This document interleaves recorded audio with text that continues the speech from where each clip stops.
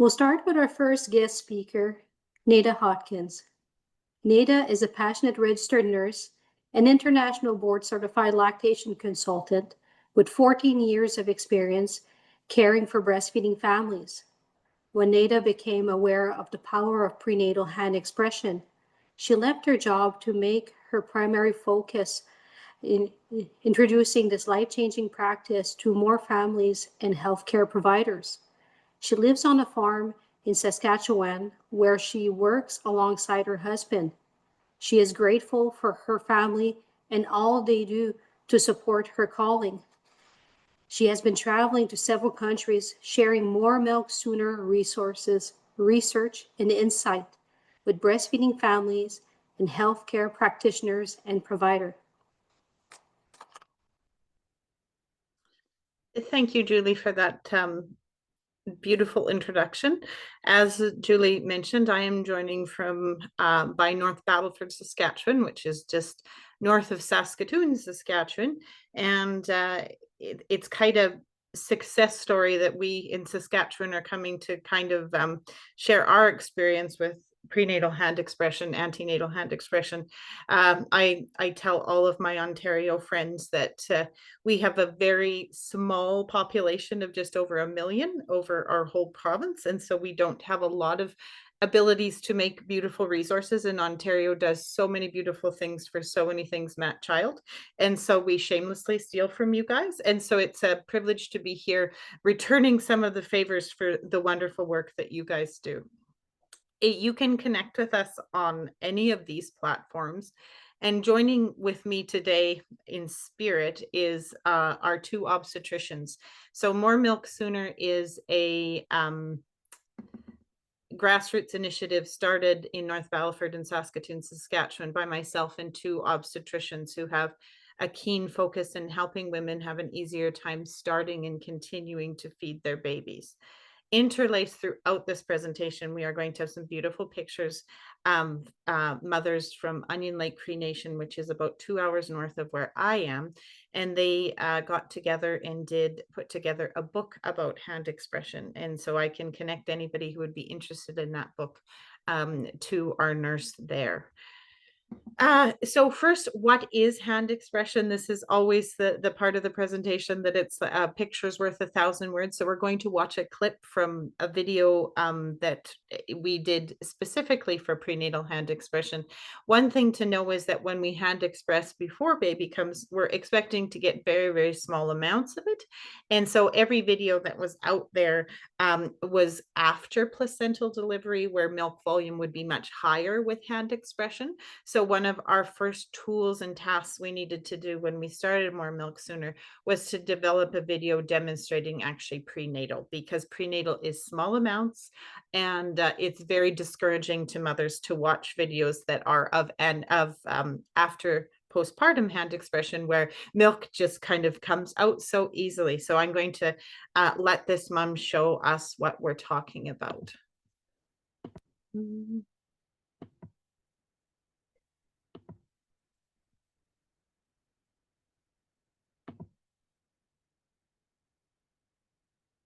It's important to wash your hands anytime you're going to do hand expression, which mom has already done, and then start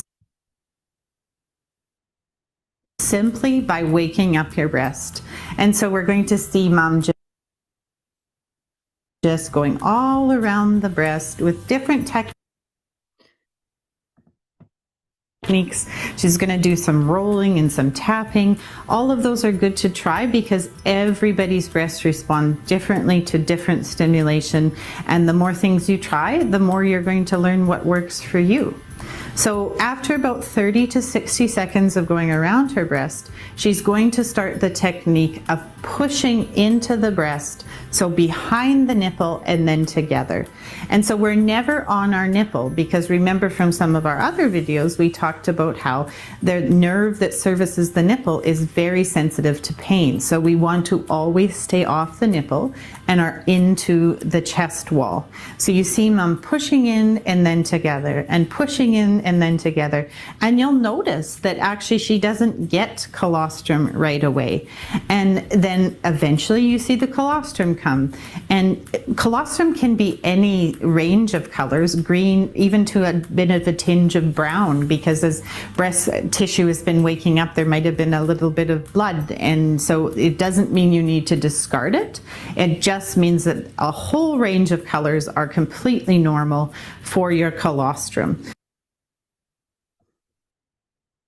It's important to wash.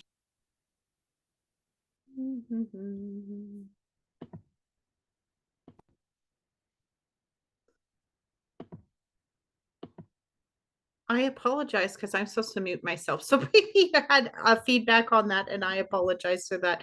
Hopefully I'm not going to start the video again. Okay. So when you go to our website, which is where you can go to watch that video and a whole bunch of other videos we've put together that I'll talk to, you'll notice that we sell kits. And that, of course, when we're in breastfeeding work, can be very uncomfortable. And so I need to address the fact of why we sell kits. We needed to make the right thing the easiest thing to do.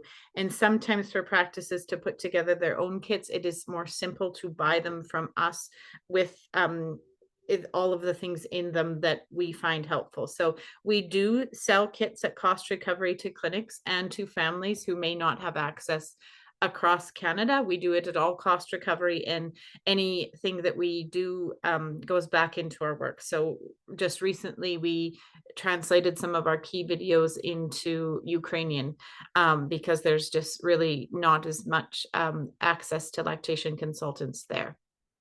So this is Dr. Prolius. He is my co-conspirator in More Milk Sooner. He is a gifted surgeon and obstetrician who has changed women's lives all across Canada. He practices up in Nunavut. We're now having to share him across Canada. He's been into BC practicing, and I'm always glad for the families and mothers that he's helping, but we always like to not always share him.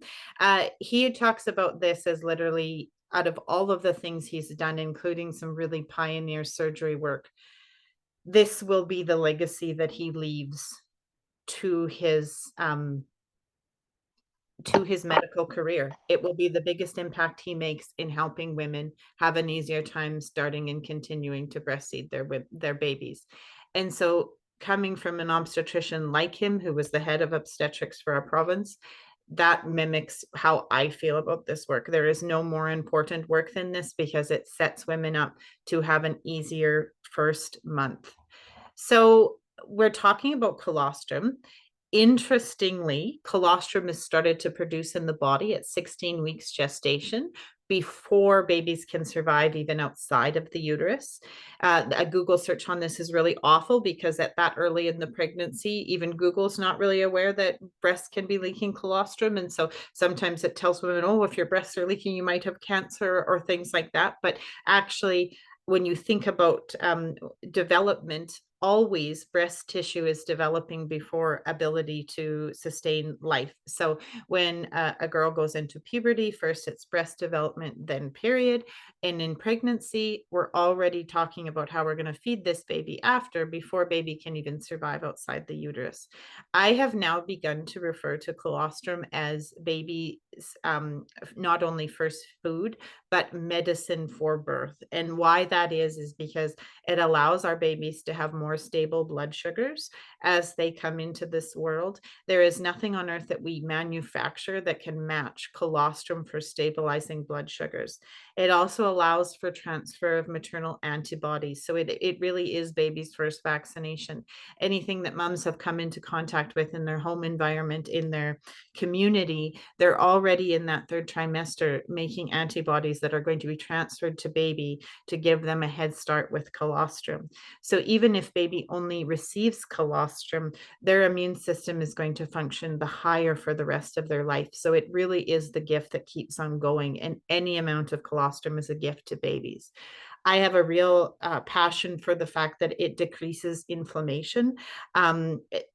we know that our babies get here significantly safer than they did many years ago, but sometimes they have very difficult journeys getting here.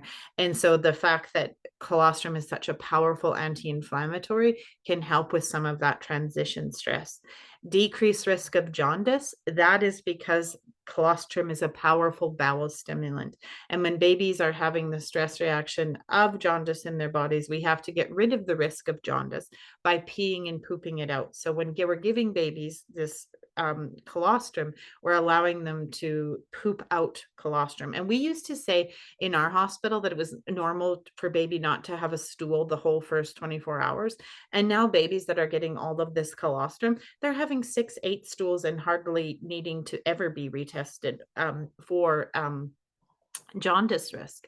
And they're having an easier time learning to breastfeed because always when there is a reward for what is supposed to happen, we're all better learners.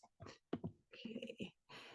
I love breastfeeding. It's so neat because it changes based on baby's needs. It boosts immunity and allows for food security. And we are blessed to have put together a really curated website that has not only videos for families, but videos for healthcare providers. We sat Dr. Prolius down and interviewed him on ways he uses this in his practice. And I just had feedback from a nurse who was starting in Calgary L&D, and they show Dr. Prolius and I's importance of the first hour video at orientation there. So it's really nice because sometimes providers need to hear it from a provider, and our most viewed video is the contraindications video with Dr. Prolius, which makes sense. We have started hosting a prenatal breastfeeding class at More Milk Sooner, which is actually, we can all thank Margaret for that, because I was working with Margaret a year ago, 18 months ago, and to do some presentation for the Breastfeeding Committee of Canada. And there kept being all these parents show up. And I was just like, why are there parents coming to this presentation? And it occurred to me that parents, I thought all of our work was done when we put it all out on YouTube. But what parents are looking for is connection and compassion from other people with knowledge. And so I trialed a prenatal breastfeeding class, and they have been extremely successful. We have a lot of early adopters in Ontario who are sending their families to it. And a quarter of everyone who comes to prenatal breastfeeding class at More Milk Sooner is from Ontario.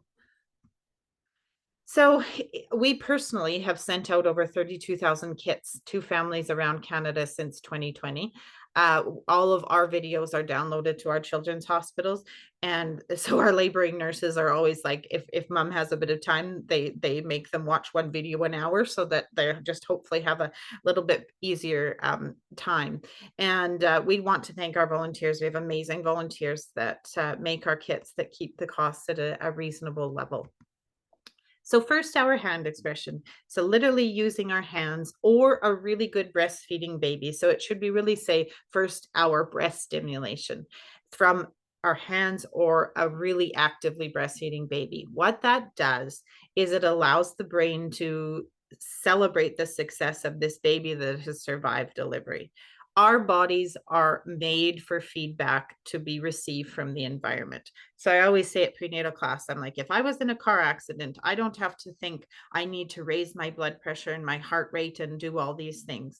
Anything that's about staying alive is at brainstem level. And brainstem, which is at the back of our head here, is below conscious level, which is right behind our forehead. And so conscious levels is thought, and we don't have to think about things that are about keeping us alive. And how milk plays into that is that if there is breast stimulation to the brainstem within 1 hour of placental delivery, the body goes, oh, good, the baby's made it. We need to prioritize milk production.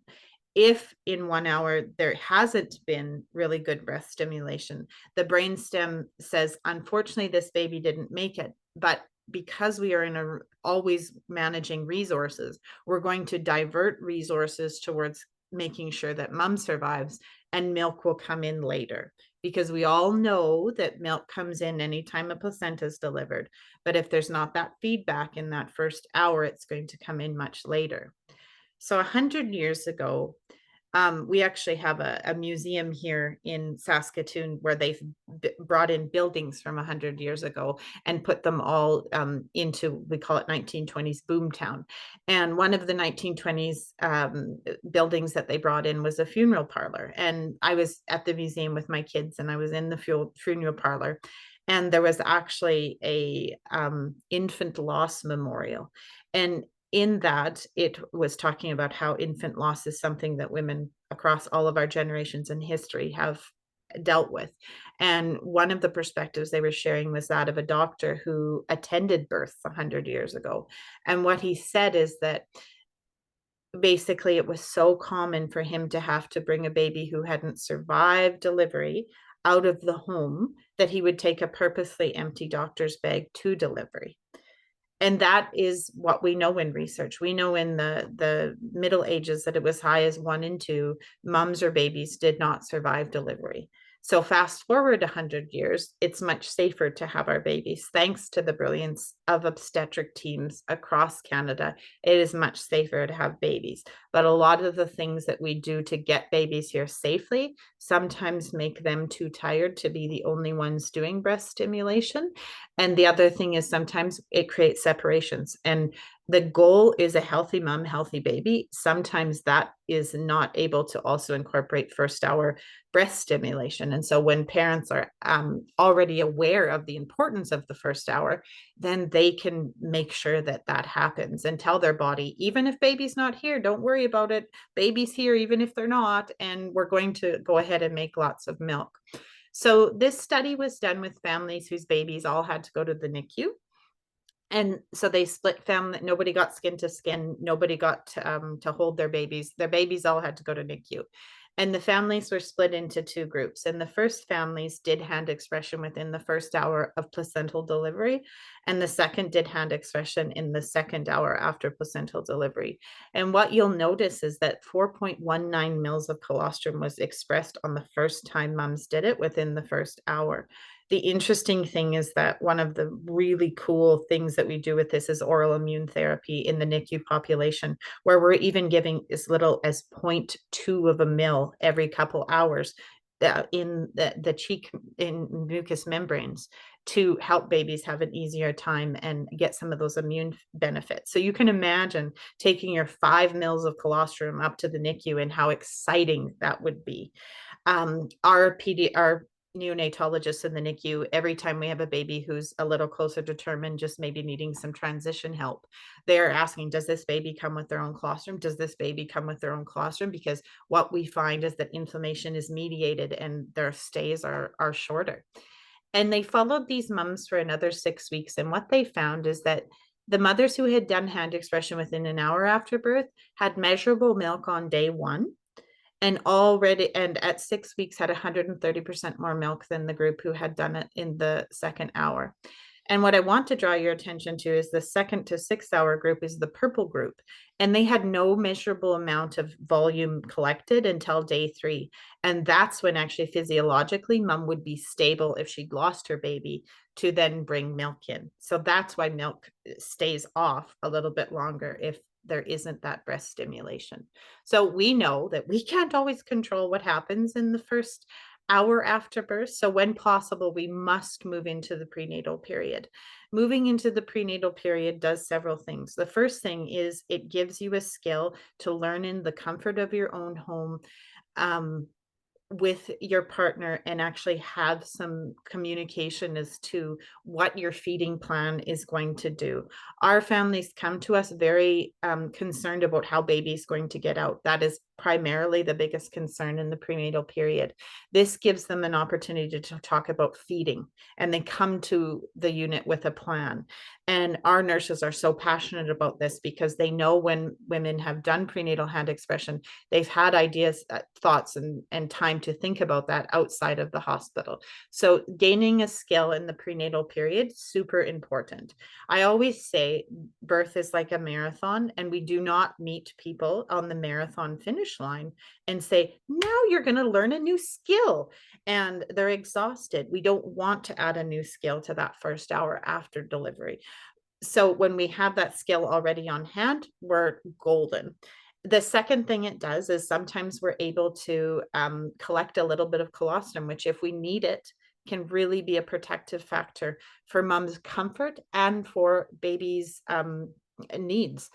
Some of the biggest advocates of this work are the support people who there's just an unforeseen maternal infant separation and they're given baby and they're put skin to skin, and it can be a very scary time where if they have their partner's frozen colostrum and their job is to give that colostrum in the first hour because we've got to get that medicine into baby, they have a job and they have a meaningful way to contribute to the wellness of their family. And they are sometimes the biggest advocates of this work.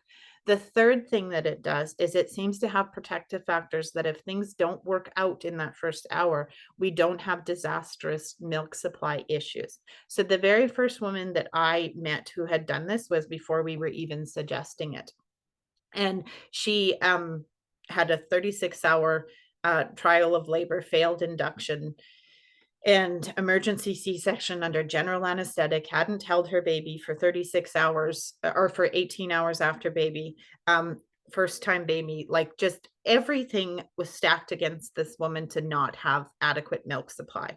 I'm at the hospital at 36 hours and she's hand expressing transitional milk. And I'm like, what the heck? I mean, we were using a specimen cup because we didn't even know what was going on. And so all my colleagues are like, we've never seen this before. We've never seen this. And so I go in and I ask the mom, I was like, you're really good at hand expressing. Like, how did you get so good at this? And she's like, well, funny you should ask, because my biggest fear was that I wouldn't have enough milk. And so for the last month, I've been hand expressing in the shower to check that my milk is there. And so doing prenatal hand expression without even just intuitively knowing it in her heart. So is it safe? We have a whole conversation with Dr. Proyas in video. We also have a really solid research reference list on the website. So I will defer to those, but I will give you two perspectives from history. Gestational diabetics have been doing this for absolutely years because they are at risk for having babies who need support with their blood sugars, and diabetes. Insulin has a role to play in milk coming in, which makes those moms a little bit at risk for their milk coming in a little bit later. And what they have always said is that throughout history, we have breastfed our first baby through our second pregnancy as a form of food security. We've never had the food security that we have now. And moms always breastfed through the second one, and extended breastfeeding. We know from our First Nations mothers, it was just part of culture. And so if extended breastfeeding through subsequent pregnancies was safe, why wouldn't doing some hand expression be safe? Another group that really supports this work is if women who've had reductions, who have had breast surgeries, who have just PCOS, reasons to believe that they may struggle with supply. And their perspective on it is that, of course, the concern would be, are we going to cause any harm? And oxytocin is the hormone associated with milk and all of that. And so they always say that if a woman is cleared to have sex, she should be cleared to do hand expression because there's a heck of a lot more oxytocin in an orgasm. And so just to remind us that our bodies are always full of hormones, and we are beautiful beings, and even a pleasurable bite of food can cause a surge in oxytocin. And actually, we're kind of almost flipping the script with that, because there is favorable cervical changes that happen that give women potentially a better, easier time having spontaneous vaginal delivery.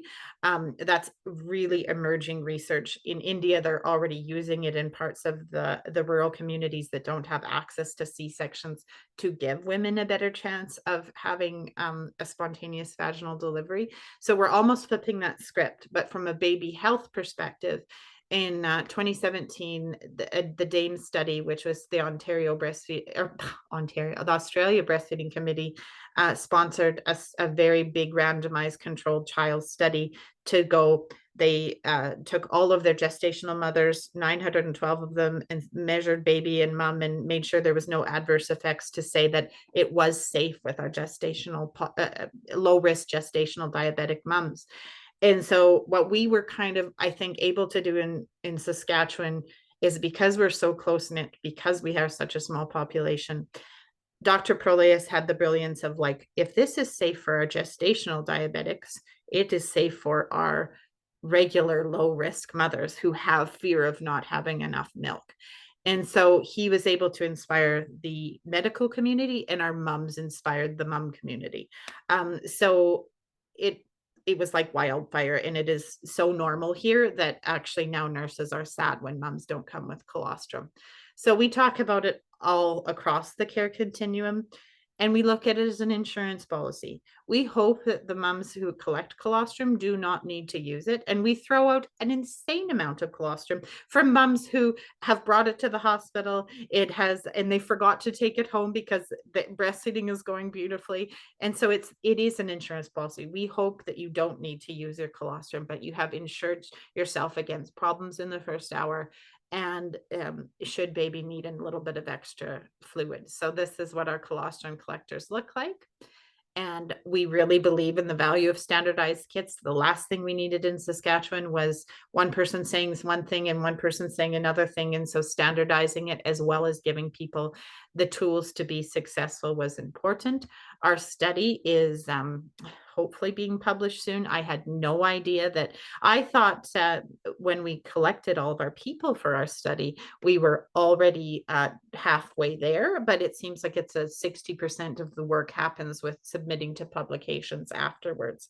But Dr. Perlius came to know very quickly that we needed to do a randomized controlled trial to test this in our hospital. And so what we did is we collected 167 mothers who did prenatal hand expression for 10 days and 170 who didn't, and compared their 24-hour sorry, that's my puppy. He comes to all of, and he's not a puppy, he's an old man, and he's having a little coughing fit, but he comes to all of my meetings. So Copper, the support dog. So we collected these mothers as they came to the hospital, if they'd done hand expression for 10 days or had not done hand expression, and compared their 24-hour and their 2-month exclusivity rates. And we had very, very amazing results that I can't wait to share. So we will publish that on the website when it gets into print, as well as we will share it on our social media. But it was nothing that surprised us, but it was very, we put our money where our mouth is what I say with that. So I am available to present to we have done grand rounds a lot of places in your province. I am available to meet with groups of nurses. I did a lot with Chatham as they were getting up and running. And it's just like this is my work. So I'm going to stop sharing there, and thank you all for coming today, and I will be hanging around for questions. So I will pass the baton back to